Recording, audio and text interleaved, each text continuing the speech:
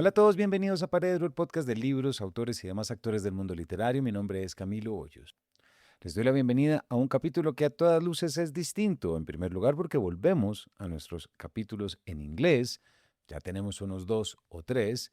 Y también porque nuestra invitada es una periodista de alguno de los temas que no hemos traído por el momento, como lo es el nacimiento y el auge, por supuesto, de la inteligencia artificial.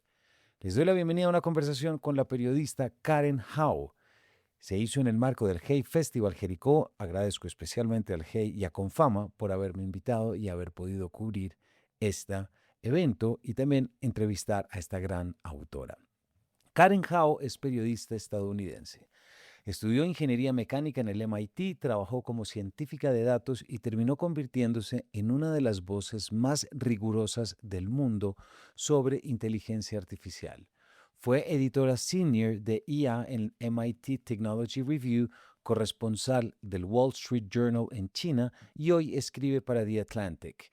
En 2025, la revista Time la incluyó en su lista de las 100 personas más influyentes en inteligencia artificial. Ese mismo año publicó Empire of AI, Dreams and Nightmares in Sam Altman's OpenAI, traducido en español como El Imperio de la IA, Sam Altman y su carrera por dominar el mundo. Esto está publicado por Editorial Ariel y cuando se publicó este libro en inglés se convirtió en un bestseller del New York Times y ganó el National Book Critics Circle Award de no ficción.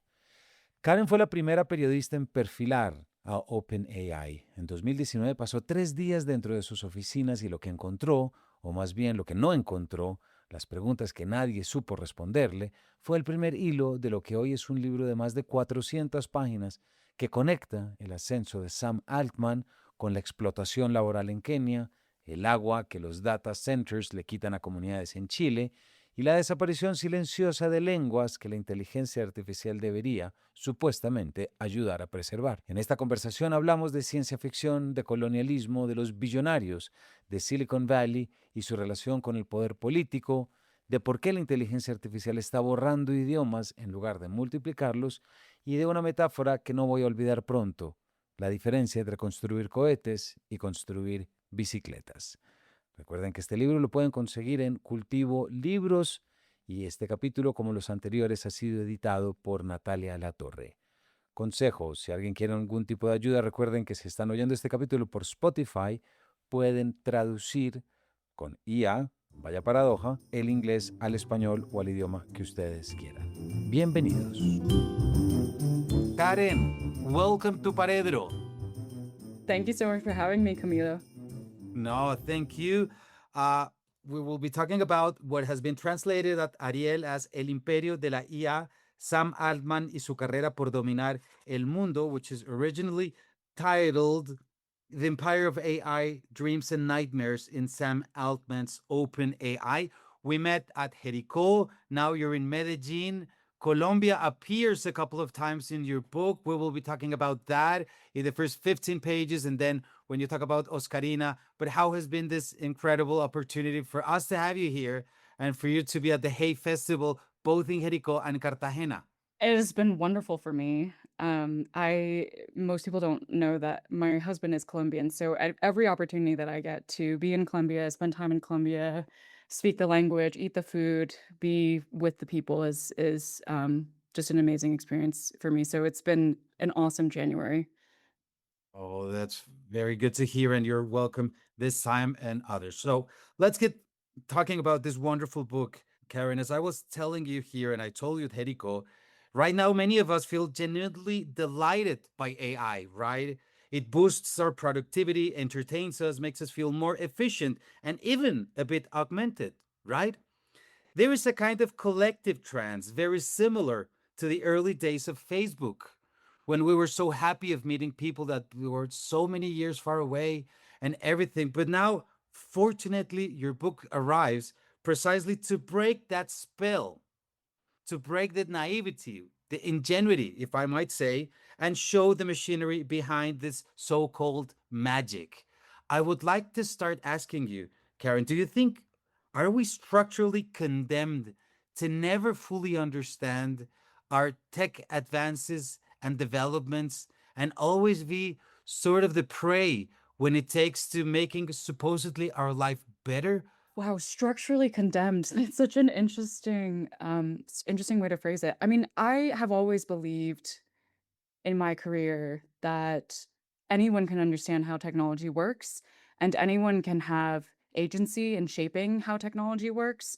But the tech companies, as they are now, do not have an incentive for us to understand and take control of technology. So if you mean if by the phrase structurally condemned you mean are the incentives working against us because the very powerful tech companies are purposely trying to make less obvious what exactly is happening when we engage in technology and exactly how technology is reshaping our lives, then yes, absolutely, the incentives are against us. But I also think that there's plenty of room for any person in the world to really get a grasp on what technology can do for them and then assert their voice and their agency so that that happens. Karen, are you perhaps a science fiction reader? Yes, I am a science fiction reader. Anything that you might want to share with us? I mean, because we are actually taking a look at many things which we thought about science fiction that were so far away.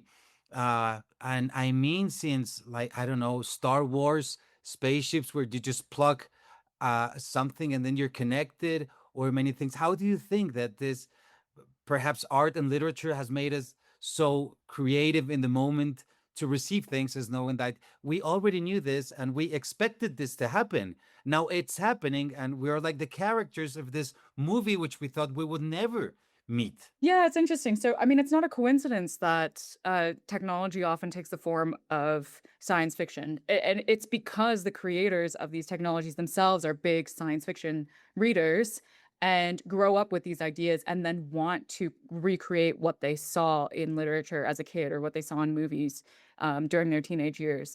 And I talk in the book about this, how Sam Altman and many of the OpenAI executives were really obsessed with the movie Her and the portrayal of a all-knowing AI system that is slightly flirtatious and enigmatic and is able to captivate its users and cultivate a relationship with the users. And that was one of the driving visions for ChatGPT and the future iterations of ChatGPT.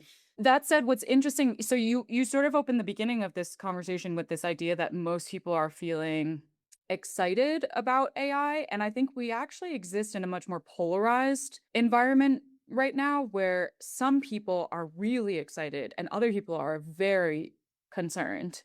And I think both of those perceptions are actually equally driven by science fiction because in science fiction, you have the wondrous and miraculous things, and you also have the terrifying existential things that happen. And Silicon Valley also, takes advantage of that. They take advantage of the existing narratives that exist in the public domain to amp up the hype in both directions. And this is one of like the defining features of the AI industry is that it really leans into both the idea that AI could bring us to utopia and that AI could bring us to hell. And that's one of the main theses of your book, that which we will be seeing actually, how something that was supposed to be nonprofit is now like 60 billion in the market, and the moment in which everything changes. But there's also something that you just spoke out, which is there are many people who are happy, others are aware, but then after reading your book, we never know who is talking with the truth, because I do remember about a year ago, Elon Musk was one of these people who said, we will write a letter warning everyone of what AI is and asking them to just to break this development. And after one reads your book, you say, how sincere is that letter of concern? How actually, I mean, what's behind this? You never know if it's actually something concerning human development and human safety, or more like money which is not being received by these big corporations, right? I always like to note that every single tech billionaire today has an AI company.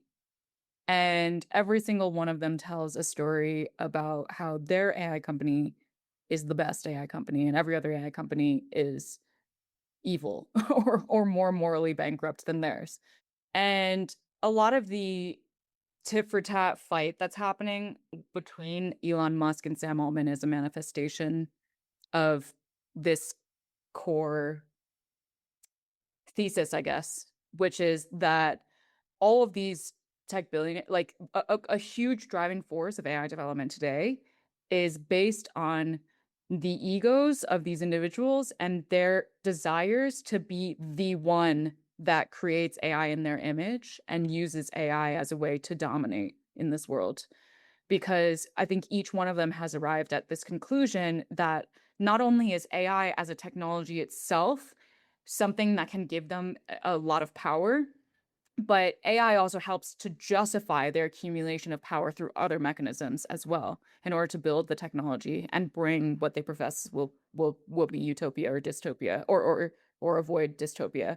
And so that is like all of these kind of personal vendettas and clashes that we're seeing between all of the different CEOs. You know, Sam Altman and Dario Amodei are also do not like each other. Elon Musk and Sam Altman do not like each other. Mark Zuckerberg and Elon Musk do not like each other. You know, like they're all driven by this individualistic endeavor to conquer both the technology and then the world through the technology.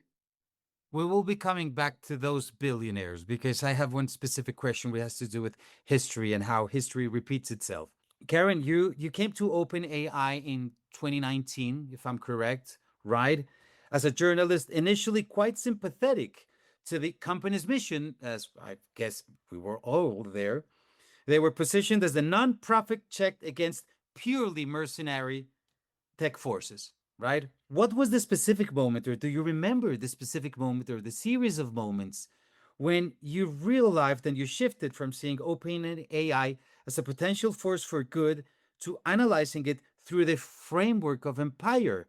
I mean, were you really surprised, or since the beginning you went like, there's something here that just doesn't match?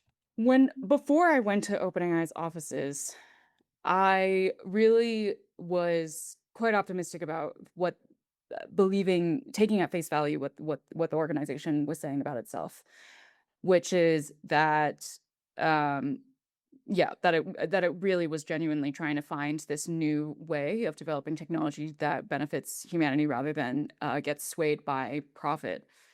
And I sincerely thought, I was like, if this organization has actually discovered how to engineer the incentives of the organization to maintain a nonprofit mission, I should be covering this as a case study for everyone around the world to know about and replicate, because this is a central tension within technology development today. Is a lot of technology development is very capital intensive, and because of the financial incentives and the way that capital flows in our world, you inevitably end up with companies that are working more for investors than for the people.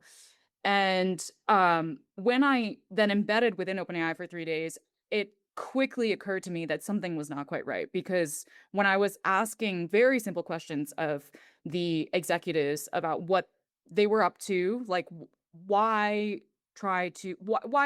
pour so much effort into what they were calling artificial general intelligence, this idea that they could build an AI system that would one day match or exceed human intelligence. Like why focus on that? Why not just pour the same amount of money into solving climate change, or pour the same amount of money into alleviating hunger and poverty in the world? You know, there's quite a lot that you can do with billions of dollars.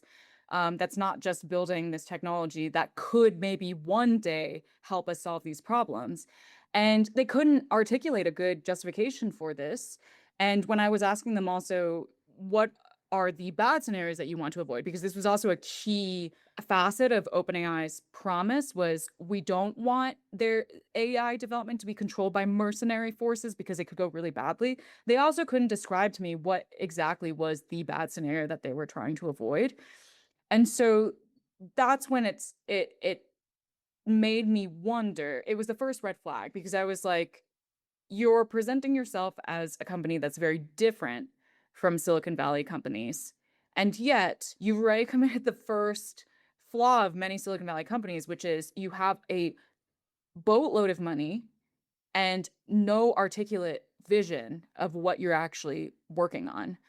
And that and yeah, so that was the first moment of doubt, but it took a few more years for me to really connect it with this idea of empire. So right after I then profiled OpenAI, which they didn't really like the outcome of my profile, I embarked on a totally separate, what I thought was a totally separate project, to report the series called AI Colonialism, which was a series of stories where I was exploring the parallels between the AI industry and colonialism. And this was not an idea that I came up with myself. This was something that scholars were beginning to investigate within academia, in particularly in the UK.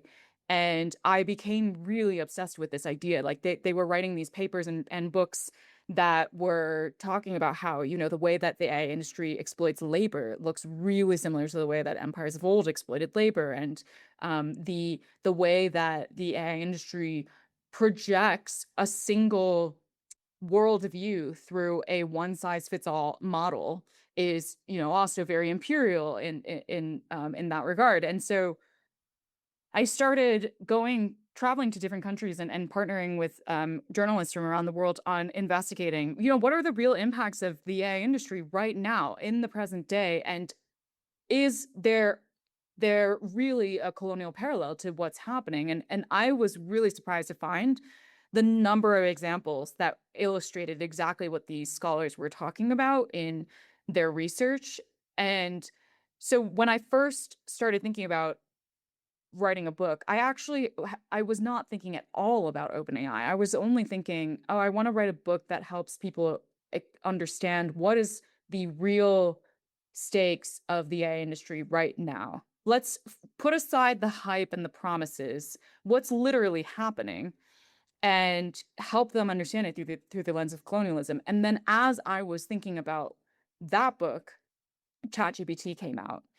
And it suddenly dawned on me that in order to explain this phenomenon of AI colonialism fully, I actually had to explain the history of OpenAI and how ChatGPT launched a whole new AI boom that is accelerating the colonial phenomenon that I had observed. And Karen, I must say that hearing you talk and after reading you, it's quite shocking to be reading and hearing this from Colombia or from Venezuela or from any other country that has been subject to imperialism, to colonialism, et cetera, et cetera.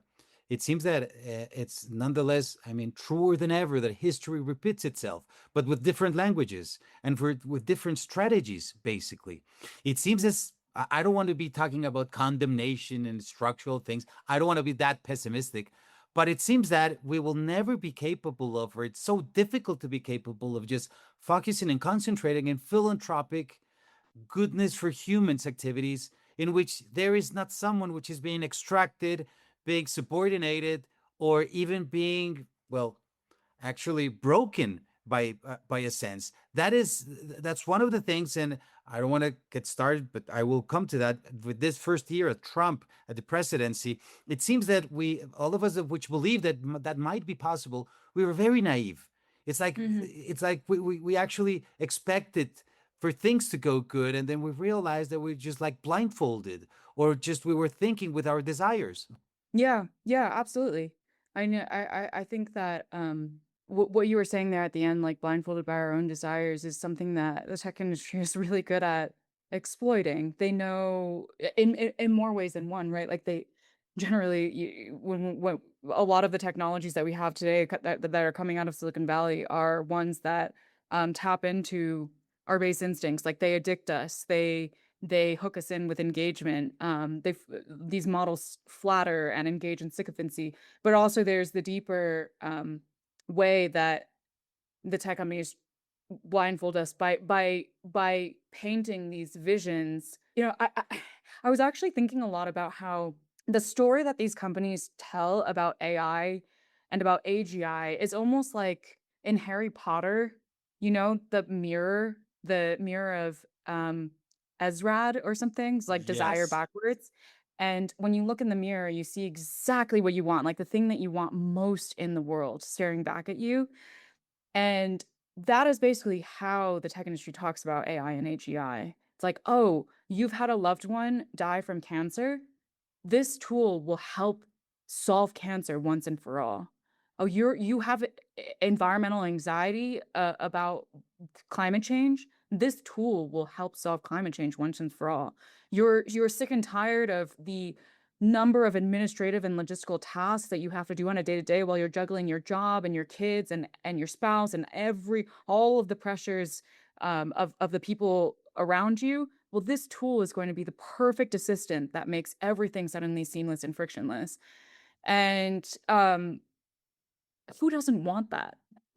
Exactly. And that sounds just as populism.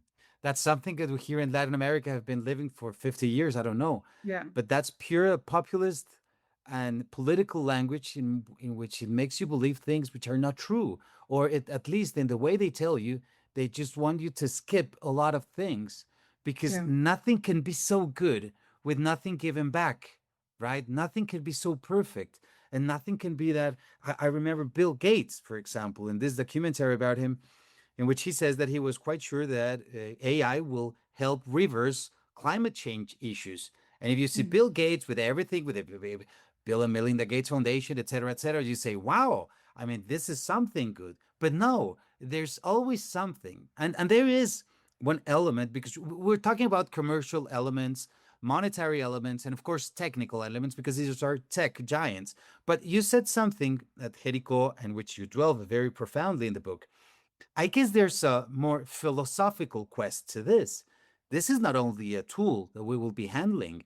It's not like you have a new calculator and now you don't have to make additions for 20 pages and then you just, no, this is something else. Do you believe, Mhm. for example, Karen, do you think AI will make us shift? And this is a very sci fi question, of course, but it is. Will you believe that AI will make us shift or at least reimagine and redefine what we understand by progress, intelligence, humanity, etc.? I mean, I think that every major technological phenomenon forces people to re-ask the fundamental questions about what is progress and what does it mean to be human. Um, I also think that in this moment, a lot of the questions that I often seem to ask about AI regarding this topic are maybe asking them for the wrong reasons. Like people are asking, oh, what does it mean to be human in the age of AI? Because they think that AI itself is becoming more and more human-like and more conscious and is starting to gain agency and sentience. And like that is not actually what's happening. That's the narrative that the tech companies want you to believe in order to persuade you to cede more power to these AI technologies. And what I think we should be asking is, what kind of society do we want to be building?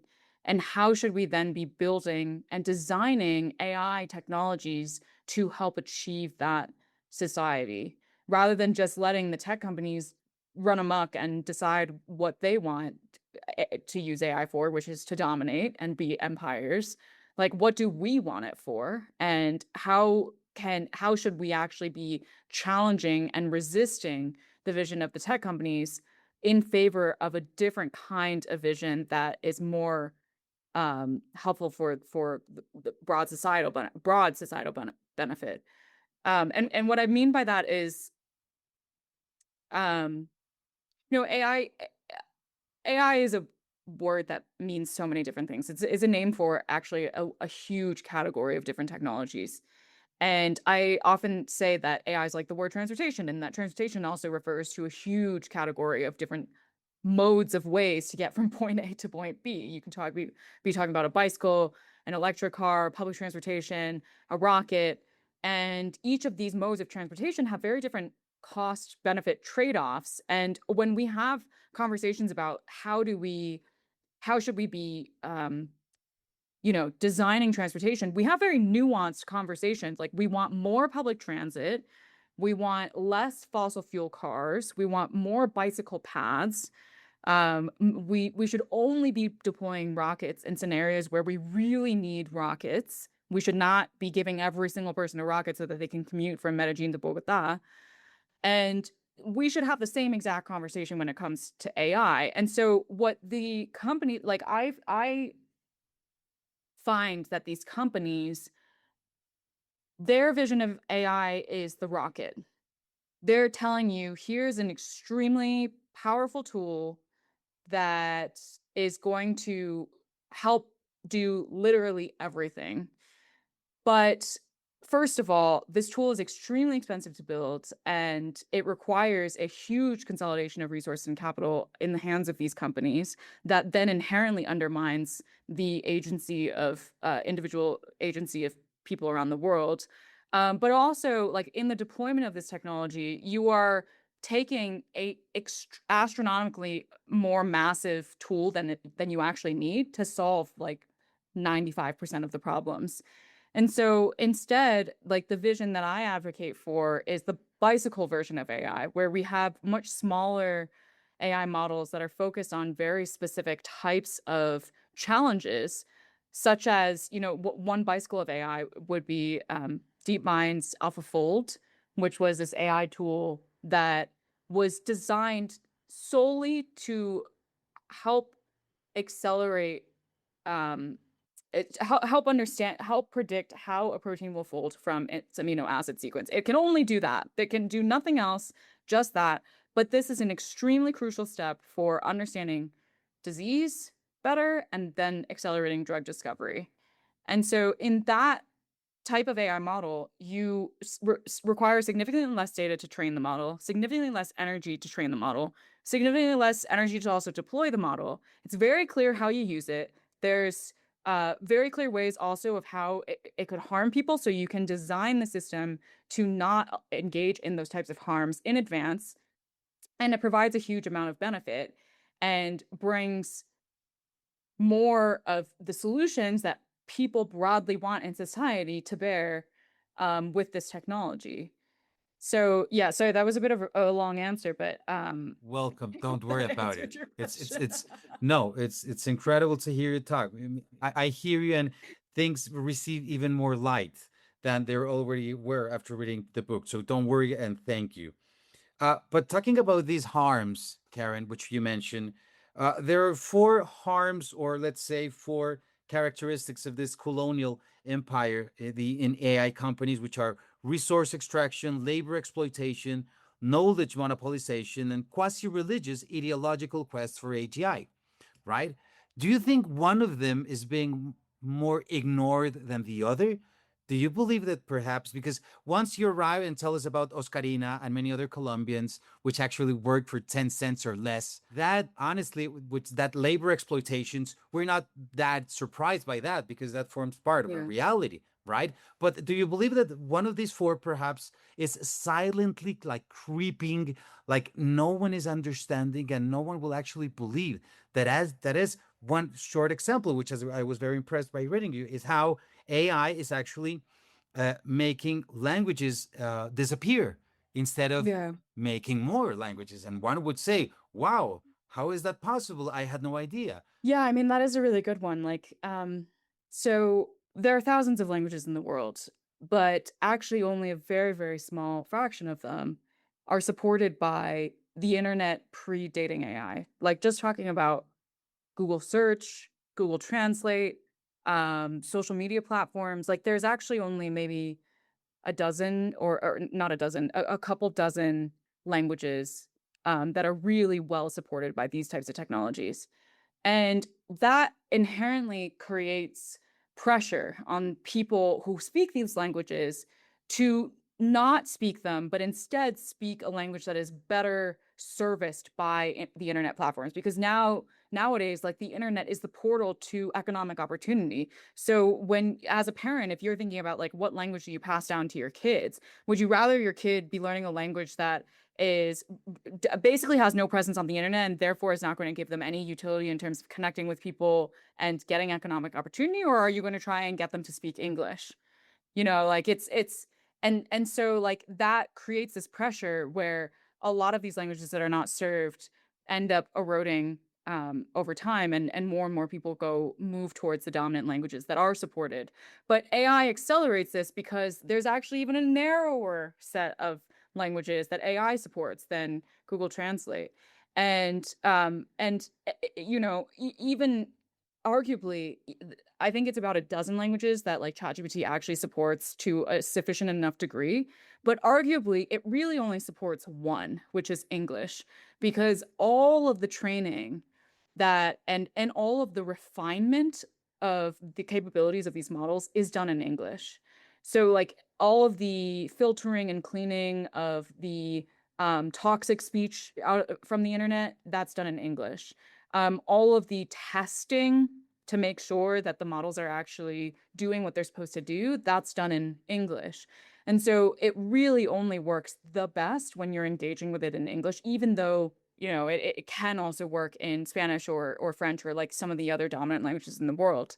And so it is kind of like this, it is this force that is continuing this long history of trying to impose certain language on the global population. And of course, the imposition of a language is not just about the language itself, right? Language embodies so much. Like a person's language embodies their history, their culture, a system of knowledge behind that language. And when you lose a language, you lose a different way of thinking in the world. And like when you have to speak a certain language, you end up adopting a new perspective, you know, a new worldview. I mean, like I'm sort of engaging in this exercise now as we speak, in that I have been spending a lot of time learning Spanish recently, and like really like I learn new concepts and new ways of thinking about the world, and my personality changes when I'm speaking Spanish, you know. Like that's how integral language is to people's identity and to the richness and texture of the world. And so to flatten all that into just like one language is really a huge loss, a personal loss for an individual, but a huge loss for humanity as well. Bueno, Karen, no olvides que si nos quieres dejar alguna palabra en español o alguna frase, también bienvenida, ¿no? Este capítulo está en inglés, pero si quieres dejar algo o quieres hacer el tránsito, también podemos. Muchísimas gracias, Camilo. Karen, allow me to make this historical parallel, because we're talking about empires, we're talking about English, as you just said, and extraction, and also, I mean, you show how AI empires are structurally entangled with economic power, and that's obvious, and that's one of the main theses of your book, and political projects at the side. I'd like to make a literary historical analogy. Perhaps you might help us to understand. There's this wonderful novel by the French Eric Vuillard, which is called The Order of the Day. Everything begins with that infamous 1933 meeting where German industrialists from Volkswagen, Mercedes, Opel, etc., they quietly underwrite Hitler's rise to power, right? Financing a political project that will later claim the embody of the soul of the nation. This is 1933, and Poland will arrive in 39, 38, 39, right? At this inauguration a year ago, we were all impressed that at the front line were those American technology billionaires, right? Something visually different but symbolically suggestive. Silicon Valley, Elon Musk, Bezos, Zuckerberg, Sundar Pichai, Bernard Arnault, and many others, right? Mhm. Many of whom had donated heavily and whose companies have hugely benefited from his tax and their deregulatory agenda.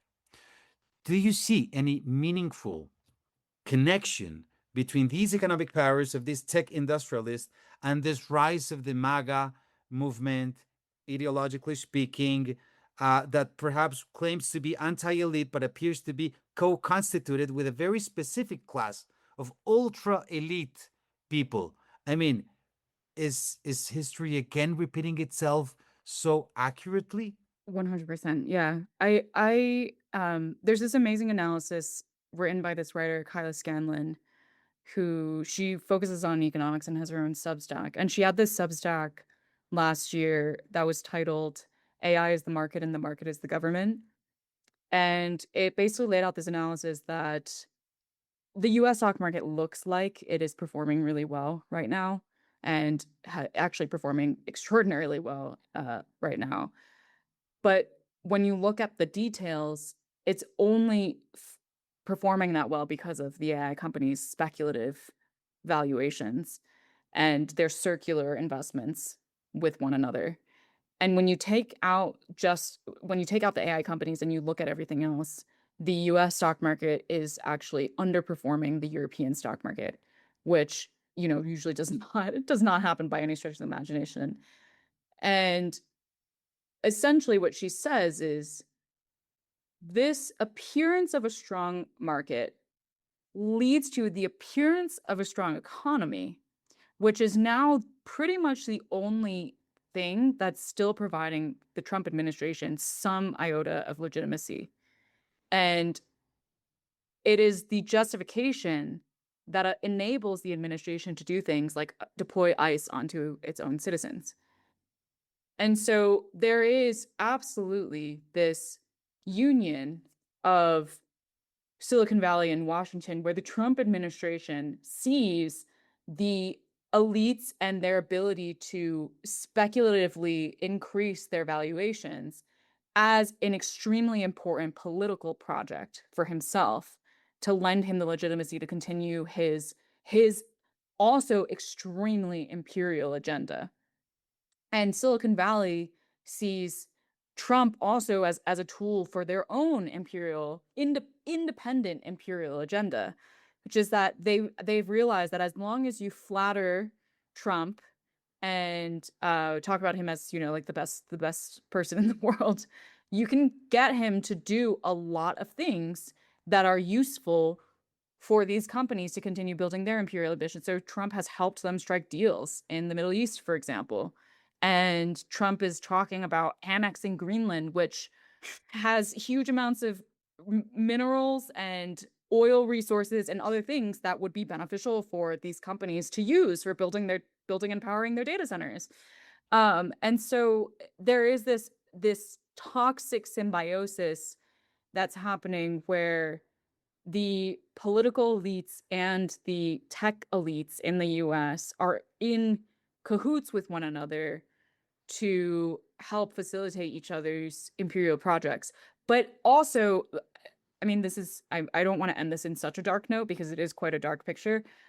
The thing that gives me hope is that these two different groups are also, it's a very tenuous alliance because they actually want different things. They each want to ultimately be the one at the top.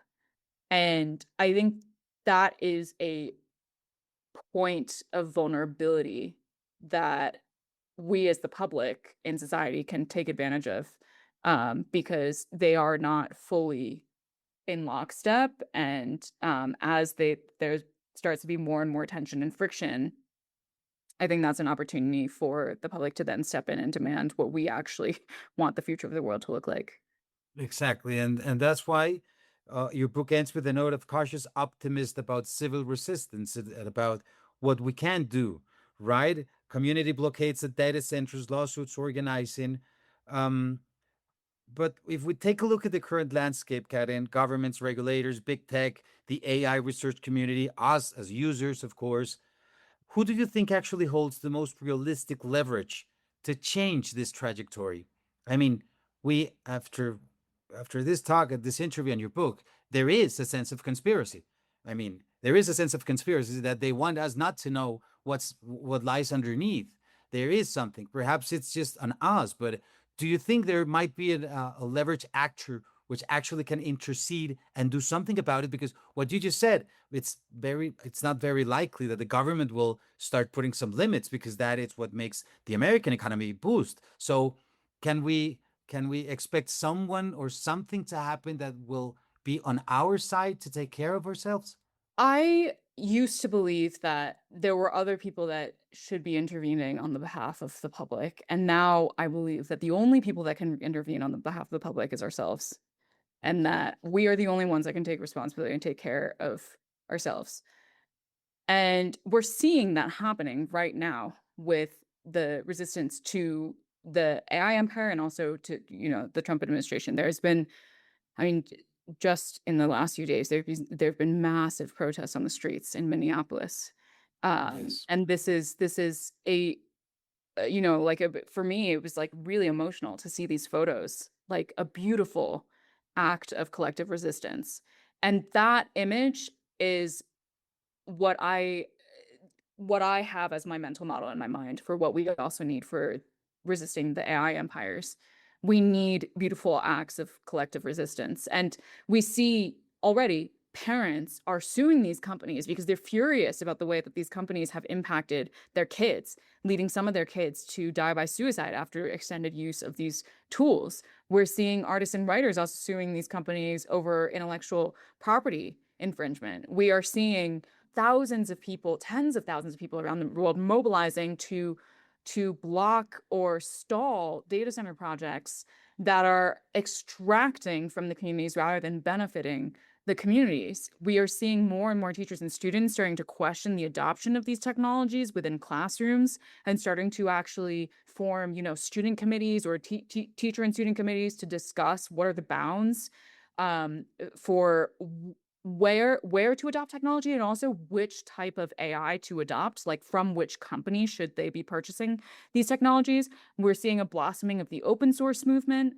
where a multitude of different researchers, scientists, and companies around the world are contributing to public knowledge of what these AI models do, what the limitations and capabilities are. And we just need more of all of that. And I'm seeing more of all of that, as every week has gone by since basically maybe a year after ChatGPT came out. Like every week that has gone by, I've seen more and more people become suddenly aware that they have, first of all, the way that the world is going is not necessarily great, but that they Exactly. have a role to be part of turning the ship around. And I think that's the only thing that can save us. Thank you for that ending, because I want just to take this sentence, which did so much for us, but it's like, yes, we can, right? I mean, it's Si se possible puede. to. Sí se puede.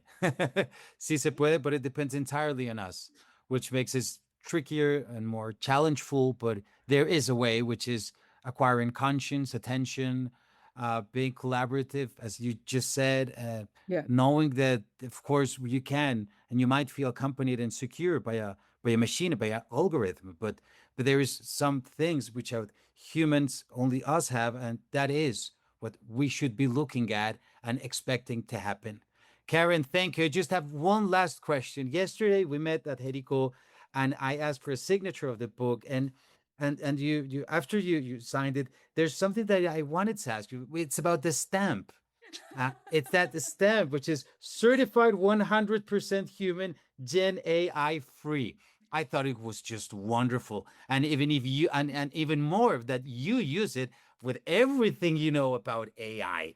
That's like a stamp of this is the human Karen, which is talking to you and which is signing your book. I think those things are very fun, but at the same time, it's critical, at least, or it makes an awareness very, very precise that we can be copied and we can be projected into something else. Yeah, it's my, I as I've been talking more and more about resistance with different people, one of the central themes that I really believe in is there's no act of resistance that's too small. And this is one of my tiniest acts of resistance that I engage in every time I sign someone's book, is that ultimately what we want to preserve in this world is human connection. And this is my moment of saying, like, you are getting me and only me. And this is the two of us together right now having that human to human contact. And there's no Gen AI that can ever replace that. Well, I think it's wonderful, and I think it's a beautiful gesture, and even more a fantastic line to finish this interview. Karen, thank you very much for your time from Medellin and talking about this wonderful book, and well, all those things that you're allowing us and letting us see and comprehend and understand, which are very important to us in our inner lives, commercial lives, and with that which we call development. Thank you so much for having me, Camilo. Thank you. Y a todos ustedes, no olviden El Imperio de la IA, Sam Altman y su carrera por dominar el mundo, de Karen Howe, que estuvimos hablando hoy. Esto está en Editorial Ariel. Cómprenla, léanla para que comprendan cómo es que todo esto se creó, se construyó, y saber que todas las cosas detrás tienen otra historia, que tenemos que saber y que tenemos que traer. Así que gracias por habernos acompañado y nos vemos en una próxima edición de este Paredro.